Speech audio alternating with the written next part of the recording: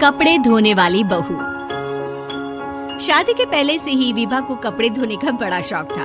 कभी नल के नीचे तो कभी तालाब के पास। अरे मेरी नीली वाली लुंगी नहीं दिख रही है। विभा की अम्मा, कहाँ रखी है लुंगी? अरे वो तो विभा ने परसों ही धोकर रखी थी आपकी अलमारी में। देखो वहीं होगी। वो ना मैंने आज धो दी, मुझे लगा कि गंदी हो गई होगी। अरे कैसे गंदी हो गई थी? उसे तो मैंने पहना भी नहीं। हे भगवान, इस लड़की के कपड़े धोने की आदत से परेशान हो गया हूँ मैं। जितना तो घर में राशन नहीं आता, उससे कहीं ज्यादा डिटर्जेंट पाउडर का खर्चा है। इसकी शादी करवा दो, शादी। जाए अपने घर में ही करेगा, फिर चाहे घर के कपड़े धोने हो या पूरे गांव की। हाँ ठीक बोल रही हो, देखता हूँ मैं कोई लड़का। वो दिन भी आ जाता है जब विभा को देखने लड़के वाले आ जाते हैं। लड़की मुझे अच्छी लगी। होने वाली सास कहती है, बेटी अगर कुछ पूछना है तो पूछ लो।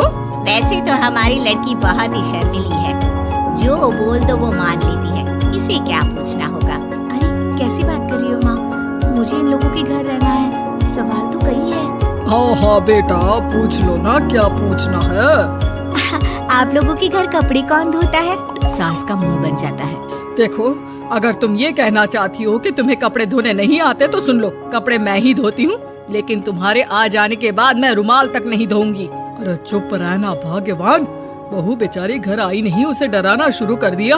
वो क्या है ना बिटिया, अभी तक तो ये कल्लू की माँ ही धोती थी, लेकिन अब तुम्हारे पापा तो दहेज में वॉशिंग मशीन देंगे ही। तभी विभा की माँ बोल पड़ती है, सवाल भी पूछा तो क्या। वैसे भाई साहब, मशीन की तो फिर भी कपड़े धोने की कैपेसिटी होती है। मतलब जो बिटिया दे रहे हैं ना विभा, इसे कपड़े धोने का बहुत शौक है। ये आप लोगों के क्या, आस पड़ोस गांव मोहल्ले सबके कपड़े धो दे और उफ तक ना करे।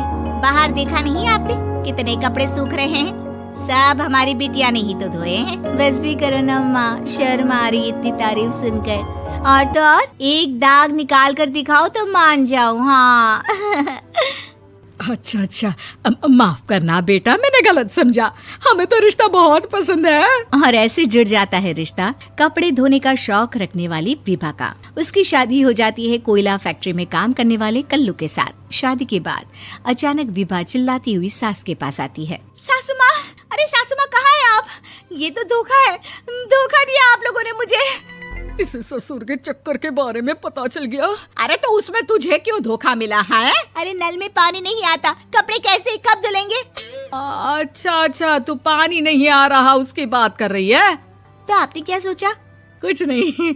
अच्छा हाँ, तेरी माँ ने कहा था कि कपड़े धोने का शौक है तुझे, याद आया मुझे। शौक शौक बोलकर कपड़े धोने वाले मेरे जुनून को कम ना आके सासू माँ, कपड़ा धोना मेरा गुरूर है। तभी पति भी वहाँ आ जाता है। अभी अभी मैंने इसे सनी देओल की फिल्म दिखाई है, उसी के डायलॉग मार रही है माँ। अच्छा सुन, साफ साफ बता रही हूँ, पानी सुबह 4 से 6 और शाम को 10 से 12 आता है, समझी? विभा टाइमिंग सुनकर हैरान हो जाती है।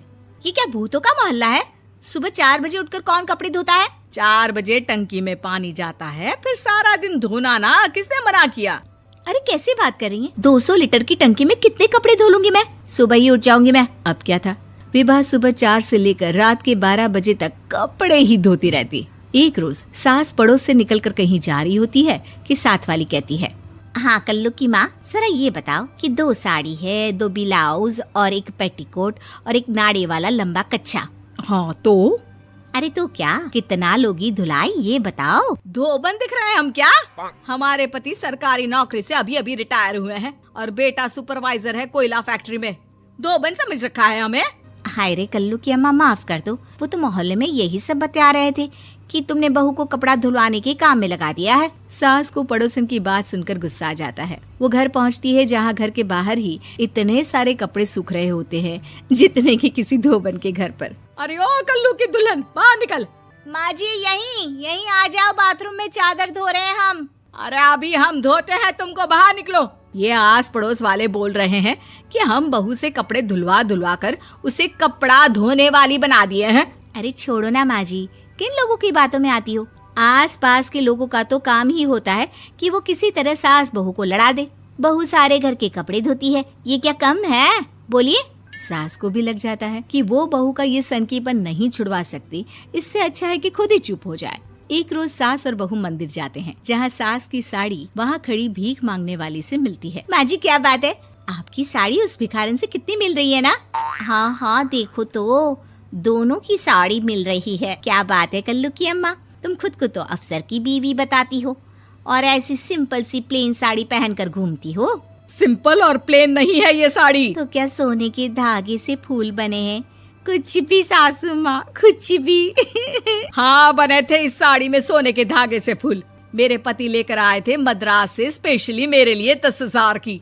ताहे भाई साहब इस भिखारन के लिए भी सेम टू सेम साड़ी लेकर आए होंगे 10,000 की। सास उस वक्त तो कुछ नहीं कहती, लेकिन बहू के साथ घर आती है और अलमारी से एल्बम निकाल कर लाती है। ये साड़ी देख रही है, ये वही साड़ी है जिसे मैंने अभी पहना था। इस साड़ी में ये जो चमकदार फूल दिख रहे हैं ना, ये सोने के धागों से काढ़े गए हैं।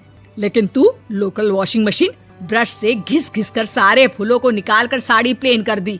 मुझे माफ कर दीजिए सासू माँ। और तो और, जब मैंने तुझे तेरी गलती के लिए कुछ नहीं कहा, लेकिन तूने तो सबके सामने मेरा मजाक ही बना दिया। क्यों? बहू को समझ में आ जाता है कि अब से उसका कपड़े धोना बंद।